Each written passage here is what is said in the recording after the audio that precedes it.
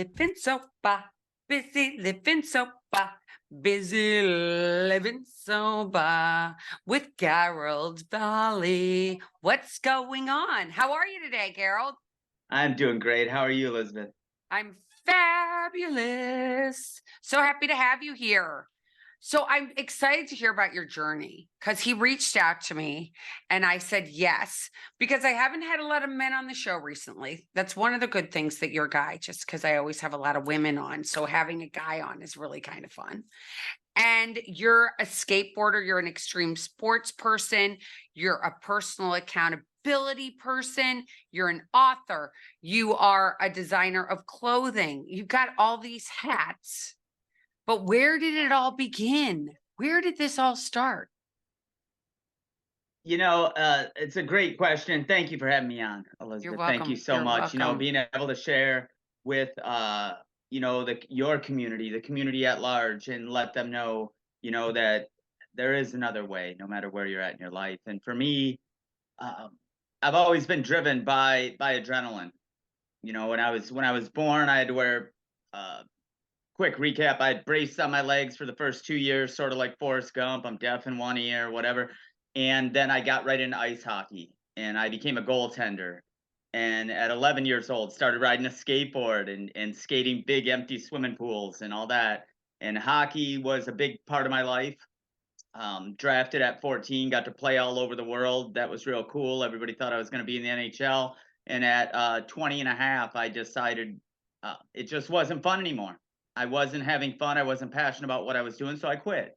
I was going to college, doing all the normal things you would do, graduated high school. I'm a creative person. So I went to study design at Wayne State University, riding my skateboard, being a normal person.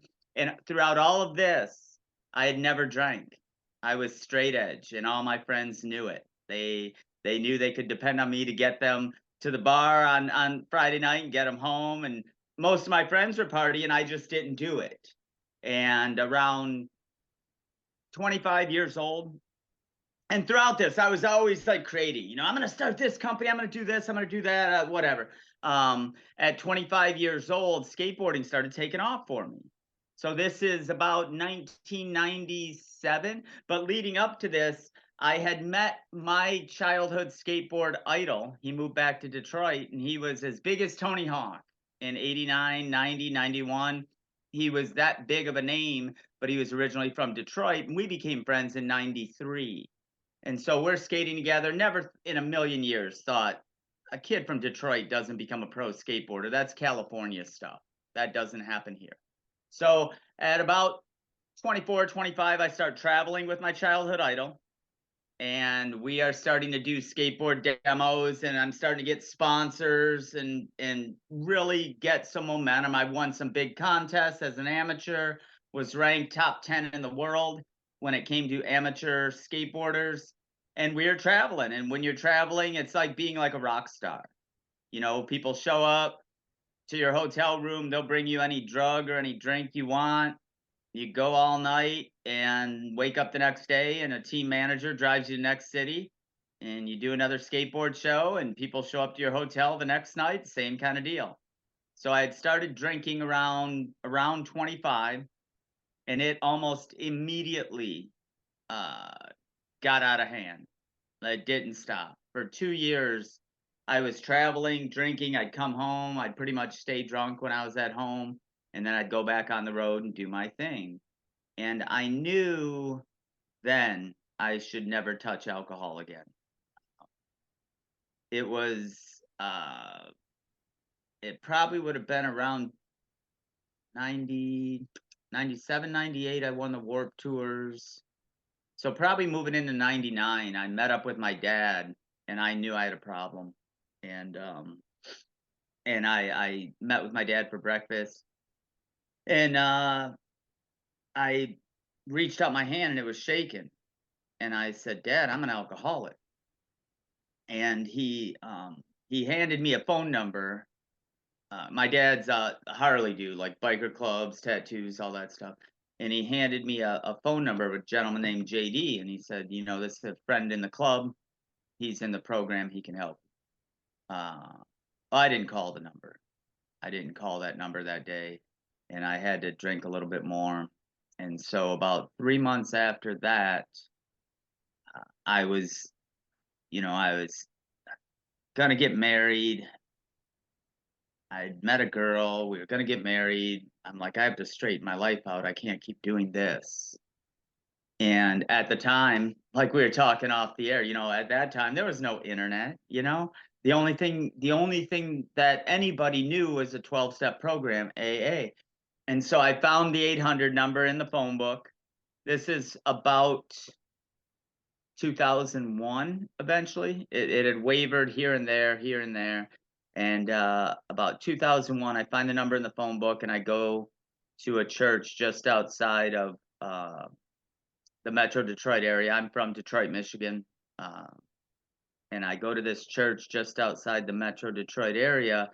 And for those of us watching this show, that first meeting, you're like a deer in headlights. I had no friends to go with me. I just walked in, like, still shaking from the night before. Like, I don't know what else to do. I just know I can't keep doing this. And so I sit down at this table, and a gentleman walks up to me and he says, "Your first meeting?" Yeah. And he reaches out his hand and he says, "How you doing? I'm JD."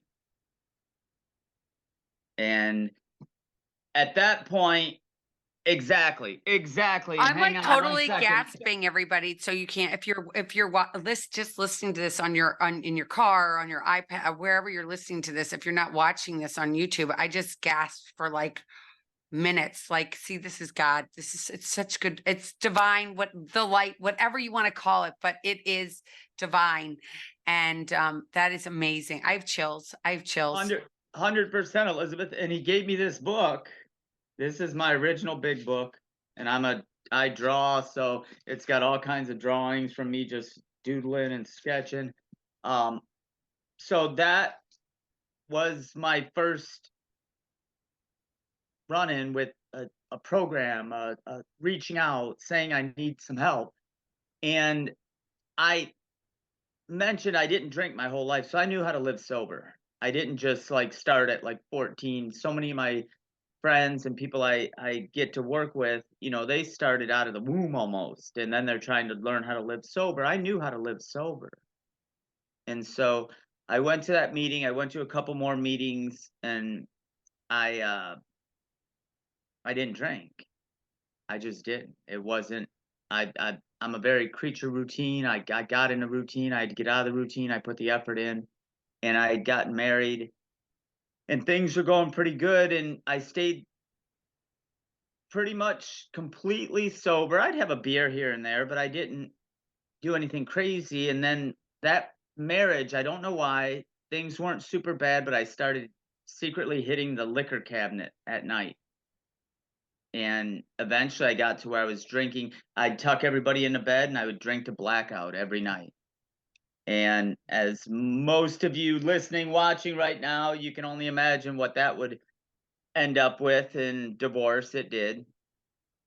And out of that divorce, I moved into my own house. And at that point, I had done a lot of pretty cool stuff in life. I became a pro skateboarder. I had 10 or 12 boards over the years with my name on them. I created a TV show in 2007. I wrote my first book in 2012. I'd been speaking on stages about living passionately and all this kind of stuff. And so when I got divorced, I decided that I'd done everything on this planet that I'm gonna do. And I had a pretty successful job at the time. I was a boss of a big giant data management company in Detroit, still skateboarding, still doing all these other things, just uh really it wasn't bad, but in my mind I had done everything I'm going to do on this planet, so I might as well drink myself to death. And so it was me and my cat at my house. This is 2013. It's just me and my cat. And I'm going to drink myself to death so it'll look like an accident. because I've done everything I can possibly do on this planet. There's nothing else I can possibly, in my head, this is my thought process. So I commenced to get down, and didn't make any, quit going to work. I drank every penny I had. Um, and I didn't drink in public. I drank at home. So there might be 10 people on the planet Earth that have ever seen me drunk. Most people are like, I can't even imagine you drunk, Garold. And and I got after it. And as most people with an addictive kind of personality, uh, it's all or nothing. It used to be all or nothing with me. And so if I'm gonna drink, I'm gonna drink it all. And I never did drugs because I knew that about me. If I started doing drugs, I would do them all and I would be dead really quick. So I never did drugs, but vodka and me became very good friends. And um, I got to visit an insane asylum at one point, became a ward of the state, um, wake up in one of the bedrooms here covered in blood, not sure if it was mine or somebody else's. Visited Brighton Center for Recovery here in Michigan. It's one of the top in the country. People come here. That's where Eminem went. If you're a hip hop fan, Eminem went to Brighton. If you're uh, of the older Motown ilk, Anita Baker, like a lot of famous people, and people come from all over the country to go there. I got to visit there 3 times before I got it, and even that didn't do it. That wasn't that day with JD when he handed me that book, and there was something bigger than me at work that I wasn't ready to see that yet. I had to do what I had to do. And I say I had to because February 2nd, 2017, I people ask me, they're like, "What did it, man? What what was it?" I don't know. It was whatever you want to call it, wherever your belief system is, something bigger than me. God was saying, "You're not ready to go yet." Because on that day, I looked in the mirror I just took down because I'm redoing my bathroom right now. But I took that mirror down, um, and I just said, if we're gonna do this, we're gonna do it right now. Let's quit putting your mom and your dad and the people through what you're putting them through. My mom and dad, which I'm very fortunate they're still around, and I have a great, wonderful relationship with them. Um, I don't know how many times they ended up coming to the hospital because my heart was stopping because I had 40% vodka in my blood, or um, they found me unresponsive on the couch and had to dial 911 or something, like that day, that February 2nd, ironically, it's Groundhog's Day. And um, I just said, either we're gonna end it right now because you can't do this too many more times, or we're gonna get sober. And I decided on February 2nd, 2017, I would do whatever I had to do to stay sober. And the analogy I always say is that if somebody told me I had to crawl on glass to Antarctica to stay sober, that day and any day after that, I would have gotten on my knees on broken glass and crawled to Antarctica to stay sober. And boy, was I wrong about the things I had to do on this planet, because that day I I had probably under 500 credit, no money in the bank. Repo man put my car on the flatbed. The foreclosure notices coming on my house. And that day, um, I decided, whatever, I created it. I did this. They were my actions, whatever I had to do from there moving forward. And we're coming up on 7 years. February 2nd will be 7 years. And not to brag, but I don't have foreclosure notices coming, and I'm in the same house. The car that was getting put on the flatbed is still in the driveway. There's money in my bank account, and my credit score is pretty good right now. So it was making a decision to do whatever I had to do to get there. Go back to work a 9 to 5, do whatever I had to do. And there's always hope, no matter where you're at in your life, no matter what you are thinking, because most of the time at that point in our personal process, in our personal evolution, we don't see any light at the end of the tunnel on that day. We just have to believe that there is, and you might not be able to see it. I'm sorry, I get very emotional, but you might not see it, but it's there and you can find it. Um, but yeah, since that day, since that time, I I it's just gratitude every day. Every day, even on the worst days. I was having the worst morning this morning. And it doesn't matter. I walk outside and look in the sky and say thank you, because I'm still alive to have a bad day. And that's pretty cool. As weird as that sounds, it's pretty cool that I'm still alive to have a bad day. And, you know, in the last 5 years, I've had to make some big choices for my future. Wrote another book that came out last year. Uh, and I continue to even grow even more, speaking around, sharing my story, still riding my skateboard. Here in Detroit, we have the Thanksgiving Day Parade, and it's the second biggest, or one of the it's like Macy's, and then I think the one here in Detroit is America's Thanksgiving Day Parade. And for the second year, they asked me if I'd be there, if I'd be in the parade, and I'm like, that's pretty cool. And so it's been pretty incredible. The people, there's a group of guys. I say kids, they're not that much younger than me, but they come up from Ohio, and it's a whole group of sober skateboarders that come up, and we skate, we do stuff together, and hold events that raise money for Lighthouse Recovery down in Cleveland. And then for me, once I got solid, I wouldn't talk about it in public until I was sober for 2 years. And I did an interview with a friend, and he's like, dude, 30,000 people watch that.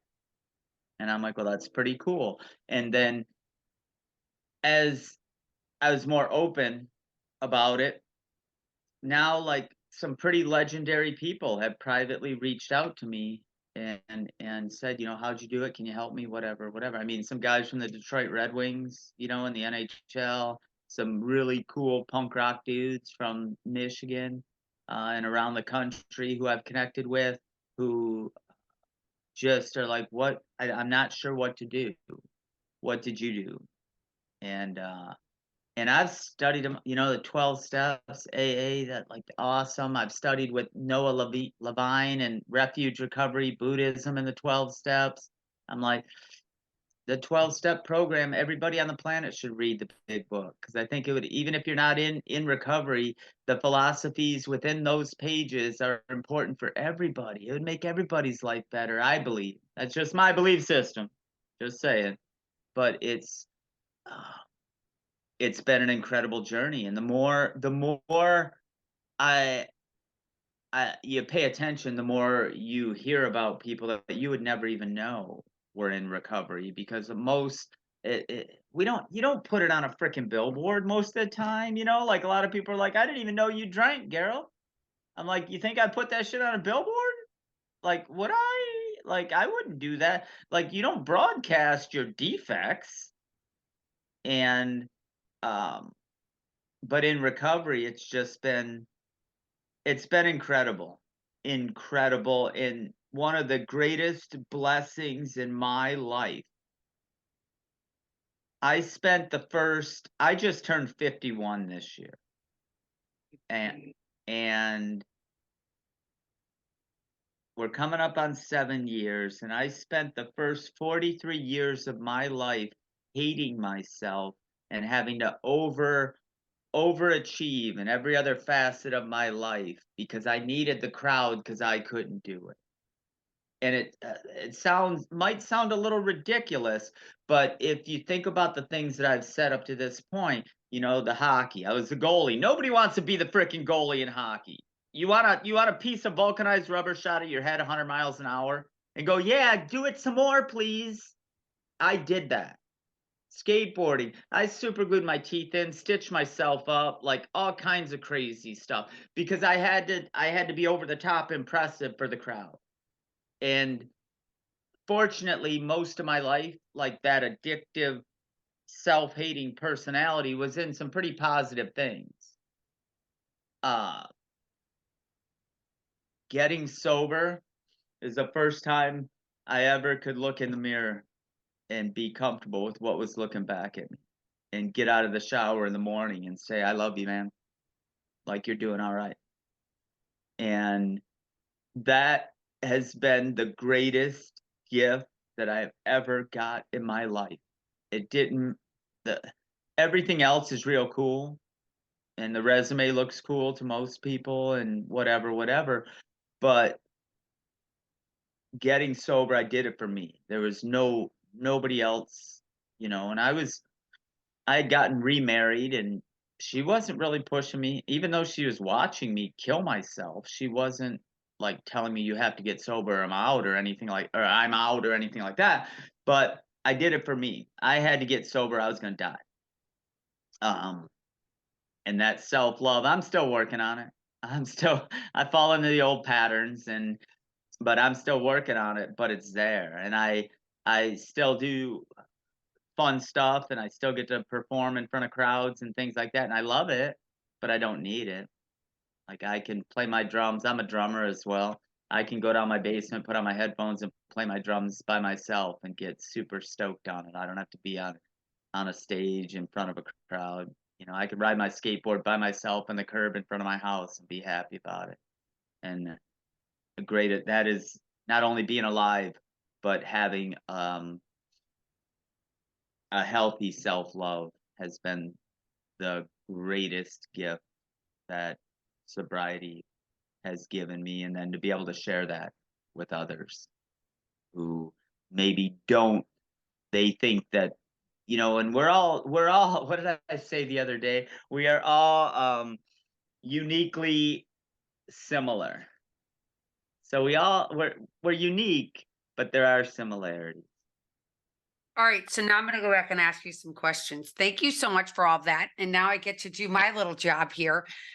And I was listening so intently because, my story's a little bit different. The first time I walked into those rooms, I never left because I was so scared. And what made you the first time finally walk into that church basement, which I would imagine was a church basement because that's where we always met and meet?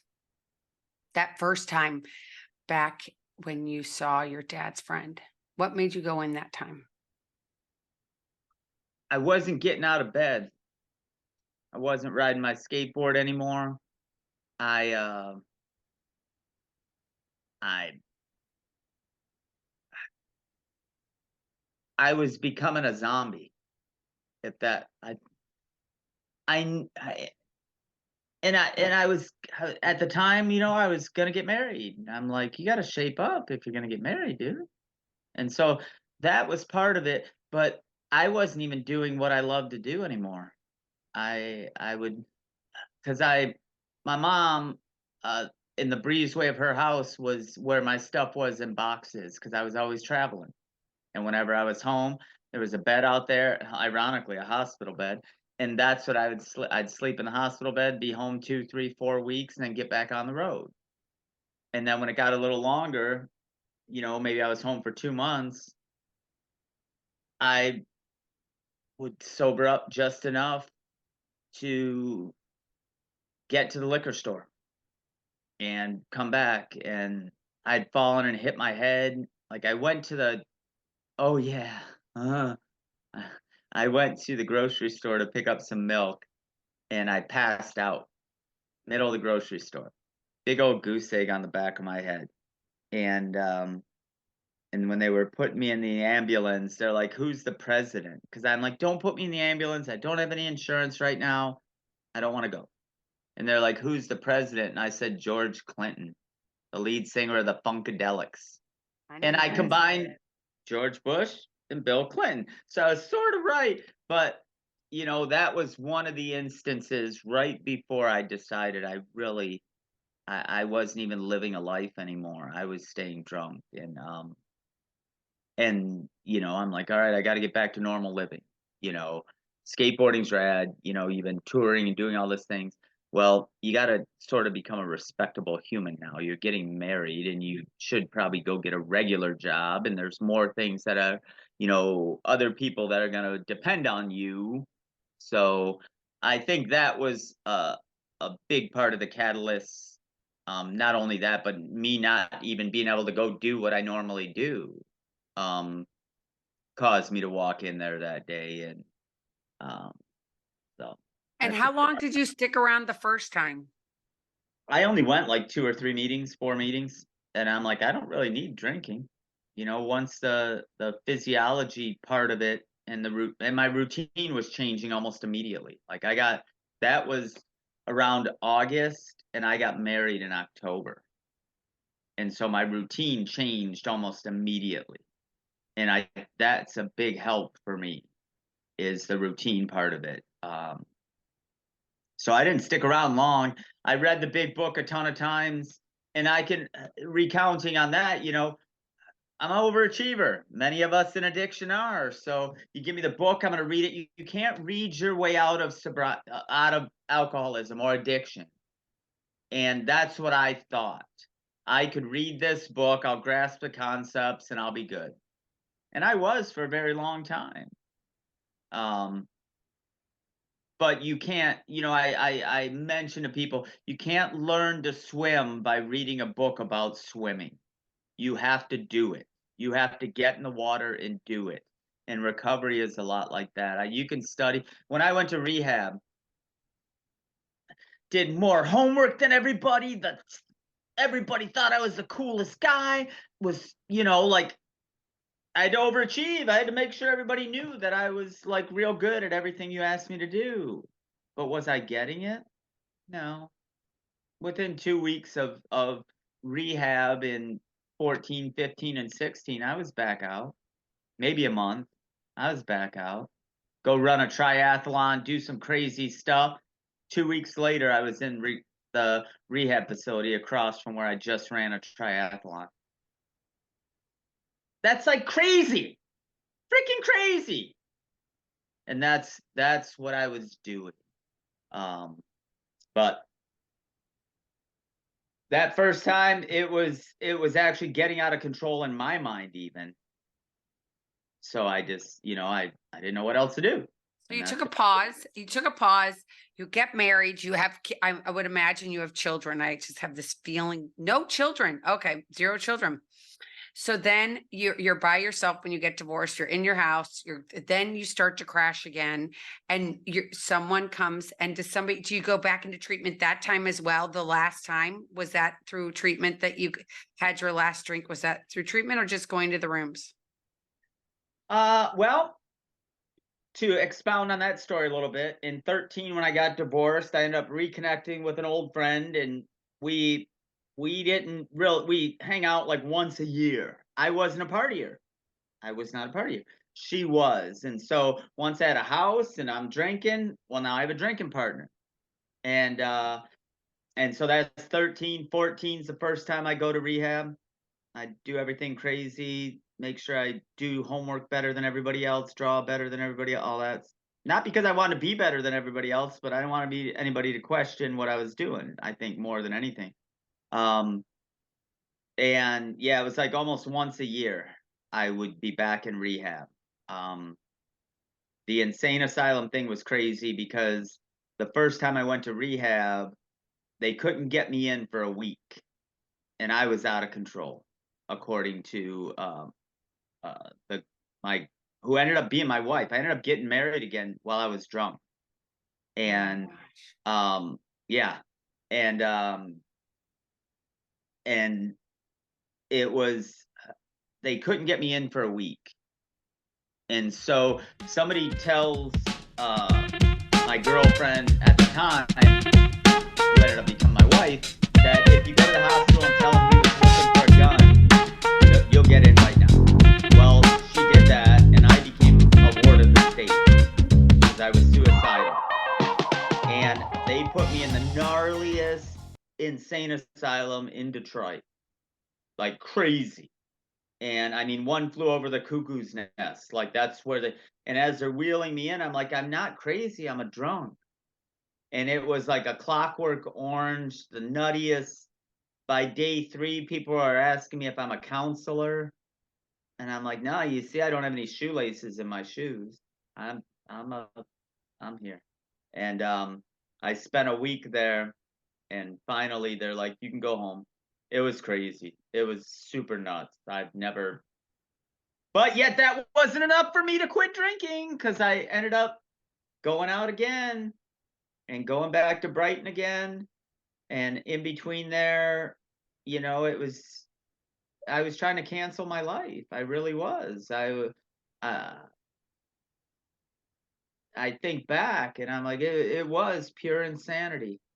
Pure insanity. It didn't matter if I woke up with my face smashed. I would probably be like, okay, I gotta go get another bottle.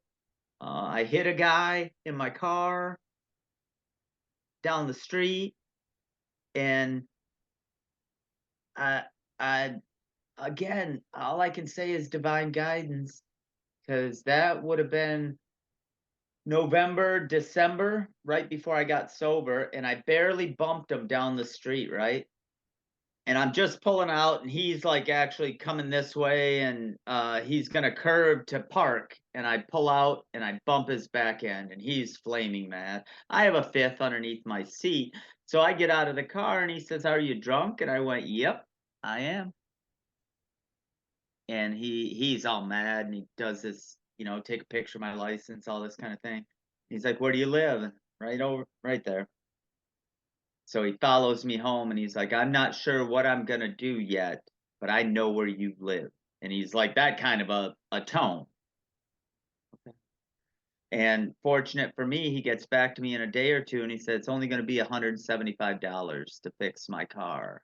If you give me that money, I think you're a pretty good guy who's going through a hard time. And I gave him the $175, and 2 months later was when I got sober. And one of the coolest things is it was a couple years after that, and I was at that same stop sign and I saw him getting, because he lives right there. And I was like, I say his name and he's like, do I know you? And I said, I'm the guy that hit your car. And he went, oh, Garold, you look a little different. And I said, yeah, I've been sober now for, whatever, a year and a half, 2 years. And he said, you seem like you're going through a hard time. And it looks like I made the right decision. And so, there was things like that that were happening in between the stints, as you can imagine. And was it rehab? No, no. Rehab taught me a lot. I met great people. I still have friends from that community from being in Brighton. But I think I was there in August and I didn't um decide that long-term sobriety has to be a priority until February. And Garold, you've written a book, you've said. You've mentioned writing a book. 2 books. One came out last year and you have one coming out. No, one came out in 2012. It was actually a motivational book for teens and young adults. Oh my gosh. So tell us about that. What was that book called? Voluntary Self Achievement. And I was speaking on stages. I had helped start an organization called the Adrenaline Games Alliance, and we were doing amateur extreme sports contests in the Midwest. And so leading up to those events, I would be on stage talking about living passionately, following your dreams, going where, doing what you love and how that can open doors. for so many other facets of your life. And because I was speaking at middle schools and high schools, I'm like, I got to write a book that I can donate to the libraries when I'm there. And so that was the first book, self-published, did it here and carried that with me. And as people read that book, and it was, I worked with a teacher. So at the end of each chapter, there was like worksheets and things kids could do to start developing some personal accountability, you know, cleaning their room, doing their homework, taking care of their responsibilities, and how that can build self-esteem.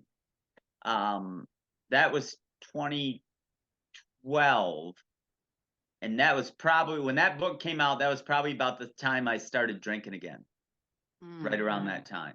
But when people read that book, they're like, you have to write the adult version of this book.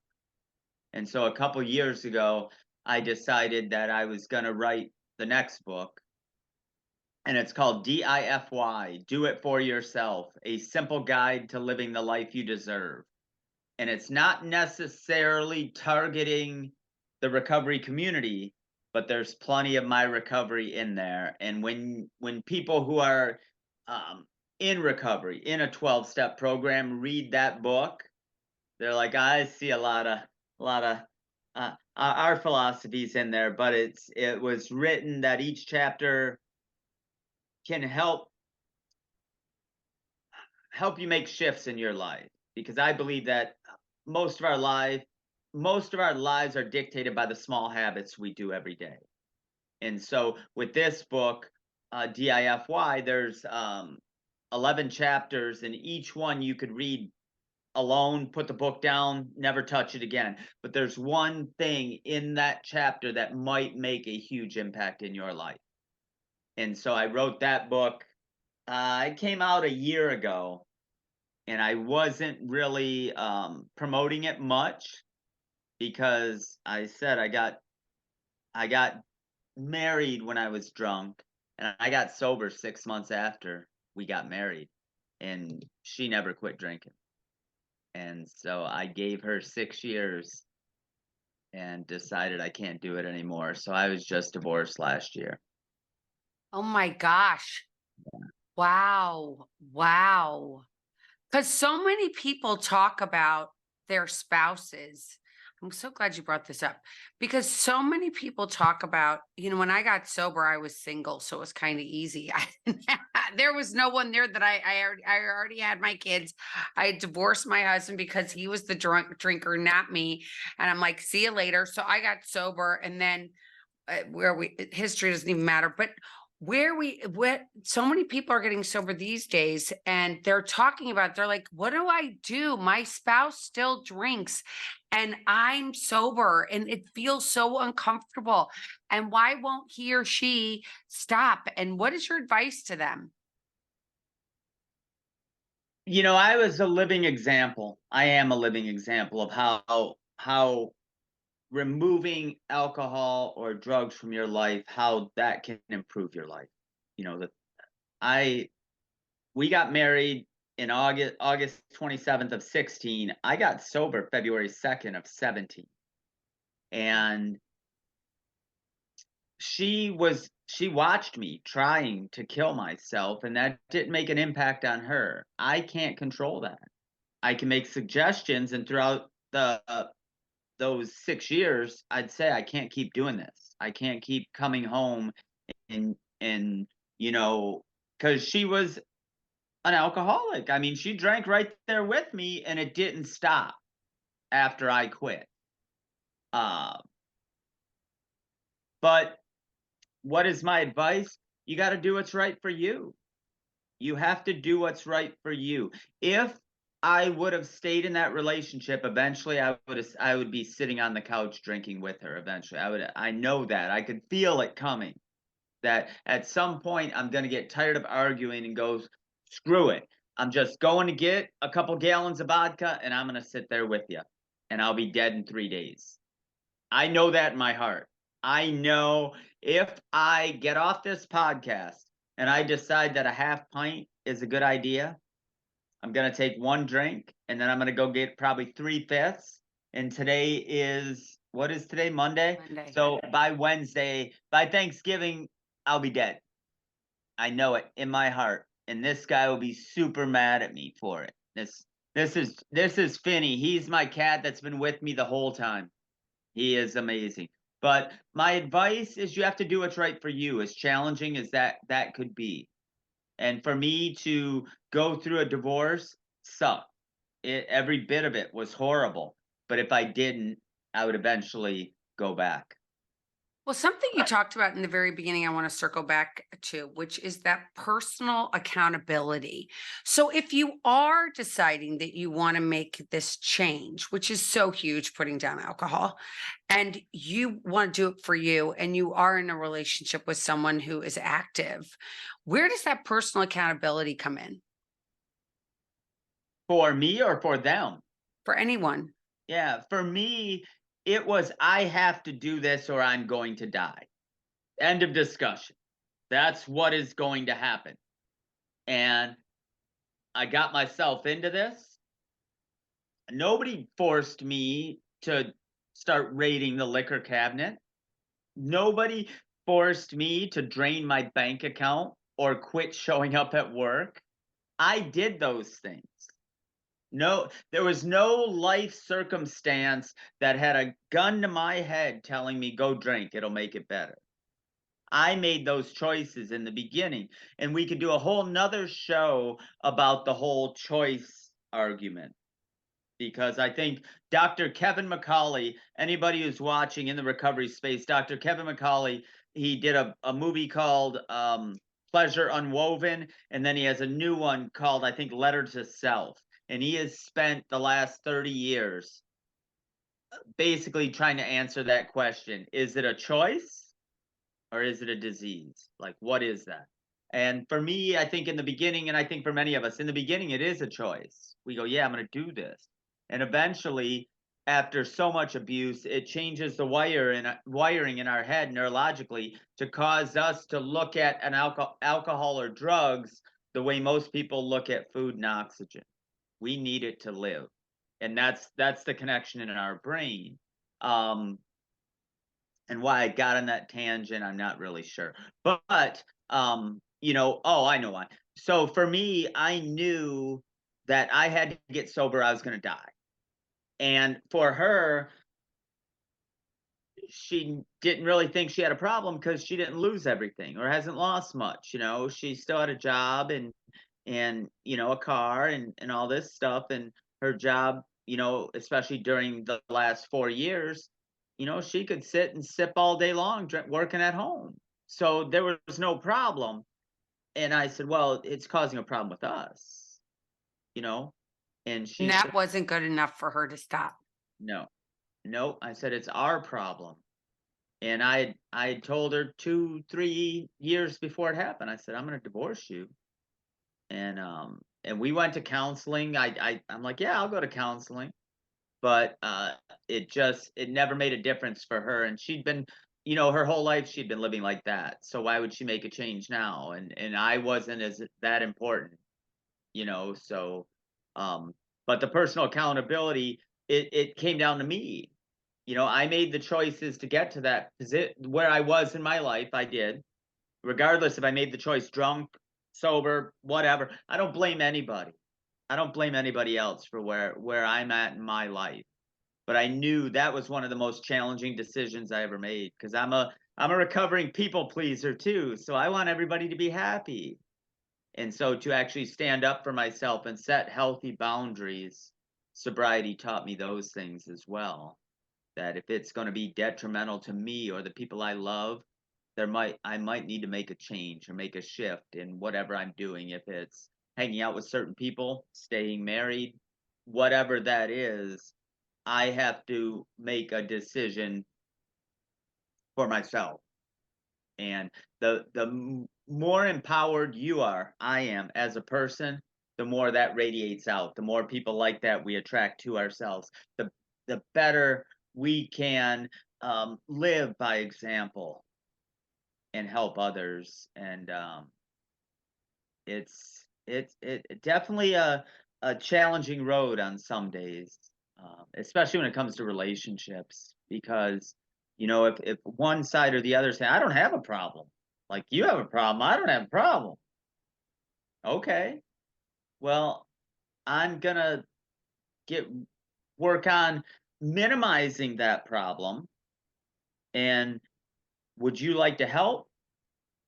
Or, well, it's not my problem, so why should I change? Well, then eventually we're not going to be together because this is important to me, and mortality sets in and we're not getting any younger. And so, it can be challenging, but I would say Al-Anon is great. AA is great. If you're not a drinker and you're dealing with somebody who is, I think Al-Anon, I think Chapter to the Wives is amazing for the wife who isn't sure what to do, who's trying to empower and coddle that person. And what do I do? I want to fix it. I want to fix it. Read the Chapter to the Wives. And that so challenging. Well, I just have to tell you, I'm so excited that you reached out. I love what you're doing with the sober skateboarder. So if you're out there and you're a skateboarder, you've got to look into sober skateboarders because I think that sounds amazing because it is all about the adrenaline, the people that are jumping off, doing this hell of skiing and all these crazy things and skateboarding and jumping off buildings and what is it, bungee jumping, all this stuff. It is all about the adrenaline. And I thank you so much for coming on. And you guys, if you're listening, you're going to be able to reach out to Garold yourself because it's going to be in my, you're going to send me in in the description of this podcast, how they can reach you. I'll have your Instagram on there and everything else. And so if you guys are out there and you're listening, I hope you got some hope today. Yeah. That's my big thing is that I hope you got some hope today. And again, thanks so much for listening. And until next time, everybody, keep getting busy, living sober.